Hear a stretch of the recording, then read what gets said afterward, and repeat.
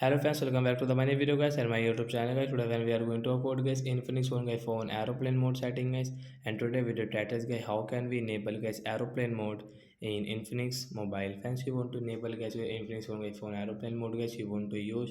So how can you enable and how can you use it, and guys where is guys your aeroplane mode setting in your Infinix phone. From phone setting guys how can you enable and use it. So first of all guys open your phone setting guys. After on phone setting and open your guys search bar, and guys click here guys and we right here guys aeroplane. Once you can see aeroplane mode setting guys, we have only one setting as tap here. So it's more connection setting guys you can enable guys your aeroplane mode guys. You can see aeroplane mode guys, we will tap here to enable it.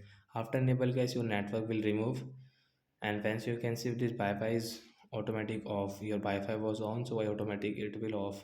So we will on again it, and when we can use Wi-Fi network guys, we can connect Wi-Fi because you can see guys I have connected already guys this Wi-Fi network guys.